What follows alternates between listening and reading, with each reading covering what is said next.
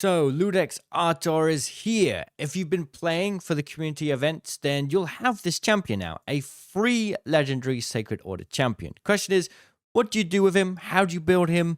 Well, I think that this champion, from what I've been researching, is a pretty good, well-rounded support champ for all areas of play for early to mid-game players. If you've already got like a better support champ or a speedier champ for arena, for example, like Arbiter, then you probably have better choices. But if you're in the early game and you don't have many champions for different roles, and he kind of fits into different areas. So I'm personally going to take a look at how we can build him today for arenas, classic arenas, PvP. Now, he's not going to fit the role perfectly here, but I do think that he can take the role of like a Rector Draft or something in arenas, or your typical reviver. And we'll take a look at his abilities and how we're building him for that and see how well he does. I'm not the best at this game when it comes to figuring out builds and stuff, but it's something that I've worked on my own to see if we can make him work in arenas. Now, if you want your own best champions for arenas and other areas of play, make sure to scan the QR code above my head or use the link in the description if you want to start again and get some really good champions as you level up. And also choose one of these champions on screen now when you've started your new account, and you can type in their promo code in the section here. You can choose between one of those legendary champs as well as you start playing. So even if you missed out on Iudex Artor, don't worry, there's some choices for you if you want to start a new account there. But if not, let's talk about this good old Iudex Artor. Where is he? He's up here. He's level 55. We got 3 souls from the event. That's good enough for him. We don't need any more. And he's got a 6-star blessing.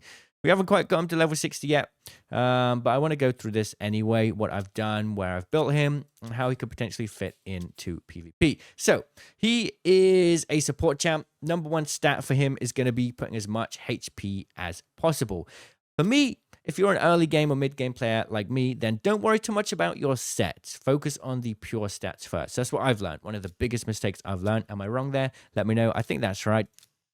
So I've gone for a lot of HP stuff, and defense, HP percent, defense percent, where I can. Fitting in what I've got, because I don't have access to pure HP percent across the board. And on top of that, we have managed to fit him in, though, considering the requirements for a lot of HP. Speed gear and instant gear. So once again, instant gear is not the best, but there was a recent event where we got a lot in the old Forge Pass. So yes, I have a lot of instant gear. It gives him a little bit more speed and also extra, well, ignores 20% of enemy defense. It's not going to be very valuable for him, but extra speed anyway. I've got so much gear here ready to go. And we've got a speed set as well. So second stat, obviously, if you haven't guessed, is you definitely want to build some decent speed for him, because he's going to need it to be able to get his turn meter down, because by default, and I'll get into his skills in a minute, you don't have any books for him. He's going to have to get through a lot of turns to get the most use out of him, which is a bit of a shame. Booking him up does reduce the cooldown in a couple of his abilities, but, you know, legendary books are hard to come by. I'm not going to put any books on him personally. I've got too many other legendary champs to think about. So, yeah, speed, HP percent, and then resistance, right? We want to keep him alive as possible. The higher the resistance, the less likely debuffs and stuff like that are going to hit him. So, yeah, we've built on pretty high resistance, and those are my main focuses here. HP percent, speed, and resistance. And if I get any defense percent as well, then we'll take it. So his effective HP is pretty high. He's going to be pretty tanky and also very good at resisting any debuffs coming his way. So, yeah, keeping him alive. Most important thing, because he has a lot of support-based skills that are going to help your team. Firstly, his A1 heals all allies by 5% of this champion's max HP. So in arenas, that's going to be very useful that he has that available all the time. And the more HP he has, the more heals he's going to get. My cardio, who's very, very good, is a lot better. I'll just say it out straight. Is a lot better. But I wanted to build Iudex Artor out for arenas anyway to see if we can kind of take a bit of a different approach. Because cardio has a 19% speed boost. Iudex Artor has a 25%. So I can potentially take my Monkey King out if I want to in the future. because he's got a 28% speed boost. Well, I'm just seeing what we can do here anyway. So his A2 places a 50% increased attack buff and 25% strengthen buff on all allies for 2 turns, and fills the turn meters of all allies by 15%. It's a 5-turn cooldown by default though, which is a bit long. However, that's going to really help your arena nukers in arenas, right? It's going to help anywhere in the game, to be honest. It's a nice buff. It's not the best of its kind, but it's pretty decent. And, you know, you might not have something like this. So if you've got an arena nuker that's just not quite putting out enough damage, then this could do it, right? And I'm quite happy to try this in arena. So obviously having more speed is going to help, so we can get that turn cooldown off quicker. And then we've got the A3 revive. This is like his, I feel like the most important part of his kit. Revives an ally with 50% HP and 50% turn meter. Also places a 50% increased attack buff on that ally for 1 turn. Then activates the revived ally's default skill, targeting the enemy with the lowest HP. So being able to target the ally that you want to res after they've been eliminated is quite a powerful thing to do in a lot of areas of gameplay. I've personally got Cardial, and I do like his revive kit, but it's sometimes not too convenient because it's a revive on death buff that you put on allies, and then once they die, they'll revive, but it only lasts for 2 turns. And you kind of have to predict whether or not your champion's going to die or not. And if they don't, you're wasting your buff, and then you've got a 3-turn cooldown. So, you know, this one, you got a bit more control over who you use it on and when, but a lot larger cooldown, at least if you don't book it. And then the passive comes into play as well. If an enemy is killed by an ally's default skill after being revived by the Revival Mandate skill, resets the cooldown of the Revival Mandate. So basically, you keep this guy alive as much as possible, and then just keep buffing and healing up your nuker, which for me will be my Alistair Wanderer. And that's the kind of playstyle you want to go for, right? Now, for the Blessing, different choices you could go for. With a 3-star I've got for him, we've gone for Intimidating Presence, and that's going to give us extra HP, attack, and defense. And strengthens your team's aura by 2.5%, and weakens the enemy team's aura by 5%. Actually, no, it's even better, right? Here, 7.5%, 10%. This, to me, is really important because there are so many, specifically in Arena, a lot of speed-based builds, right? You got arbiters everywhere. Weakening their aura by 10% is going to give us the benefit we need to bring down that 29%, I think it is, from arbiter down to 25%. It's going to be in line with what I've got, so pretty cool. Potentially in the future, I could get an arbiter and still have this aura available at the same time, and we're going to be speedier than everybody else.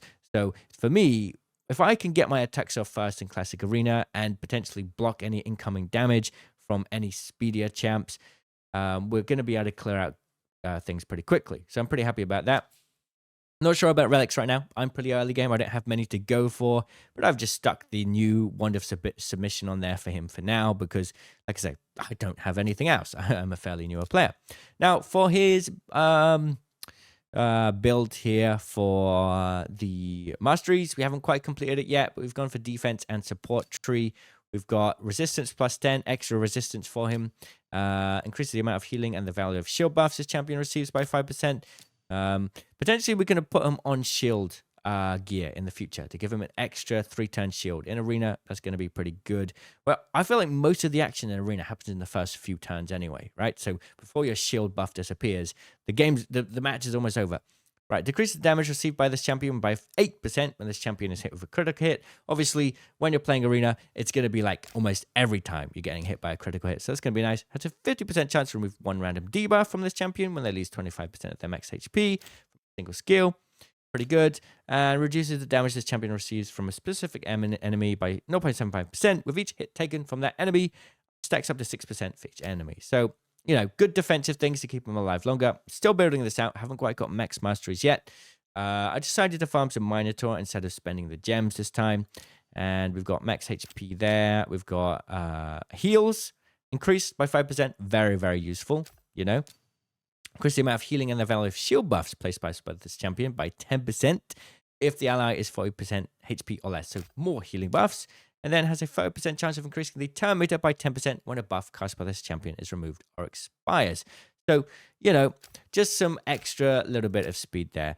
And now let's go and try him out in Classic Arena. I did fall out of Gold 4 because I have been slacking a little bit here. But let's see. Let's refresh the list and find a fairly even matchup here.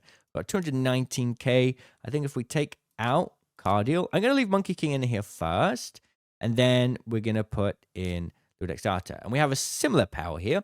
What's great is we've got the extra aura speed boost from his blessing. And that's going to decrease that. So we should be pretty fast here. We're going to focus their support. And then we'll take out their attack, HP, and attack. Okay, so focus their support first. Let's go in. I'm going to try and make sure that I have my ability available to res Alice the Wanderer if she does get in that situation. So we're going to go first. We use Queen of Hearts to attack the support. They've got shield on them, shield gear. Okay, pretty tough team. We're just doing AoE because they've got Veil on. All right, Wukong's dead, no problem. Right, so yeah, he's pretty tanky at the moment. We've built him pretty tanky, which is nice. It's quite a hard fight here. And our Alice is going to have to use A1. I think he's a little bit slow. He's a little bit slow. We're going to have to build up his attack. So obviously, we're going to do this. This is going to give us heals all around. To begin with, a little bit of heals. Okay. This attack coming in. See if we can win this fight. Okay, Alice is dead. This is where it really needs to come in handy here. So we're going to try and do more damage. Just doesn't want to take any health. We're going to have to focus a different champ. Then we do our A3. Bring back Alice. Alice goes in for the A1. Fortunately, she didn't get eliminated. If she did, we would have our A3 available again. This would have been big. All right. I think we're going to replay this, but focus a different champ if possible. Obviously, we're the only one left here. He definitely needs a bit more speed. We're going to have to build him with a bit more speed. I want to try that fight again, but target a different champ. I think that we can do it. Because we got the speed for the team. It's not necessarily Iudex Artor. Obviously, we can't focus anyone here, so we're going to just do an AoE instead, remove the buffs. It's probably a better place to start this fight. And then we can focus. Let's try this one here. Try a different champ. Okay? Try that. And then we're going to do our A1. Sorry, wrong ability. Attack all enemies. Yeah, there's some okay healing there. The A3. Let's go here. I'm going to take out a different champ. There we go. Better start there. And then we can put our A2. Obviously, this would have been the better way to do it. Now, if my Alice were to die now, and she A1'd this champ here, then we would get our Ludex Artor cooldown replenished immediately because of the passive. So that's quite nice. And the A2 places a 50% increased attack buff. So we can put that on. And now, our next AoE hit here is going to do a lot of damage. Bam, bam. Big amount of attack damage boost. Pretty cool. Yeah, I think that the way we play it is going to be interesting, but it just gives us a little bit... If I keep him as tanky as possible, make sure I have my A3 available. Yeah, I could definitely see him being valuable in arenas. I don't necessarily think he's the best champ in arenas, but for an early game player who doesn't have all the choices available for me... I think it's quite interesting. So yeah, let's have a look at Iudex Artor. I mean, in PvP anyway, because I think mostly people are thinking about putting him in PvE. Perhaps we could create a new build for him as well in the future and see how we could do in other areas of the game. I'm wondering if he could potentially be used for like Hydra or something. I don't know. How are you going to build him yourself? He's a versatile champ. Not the best, but versatile. Let me know, and I'll see you in the comments.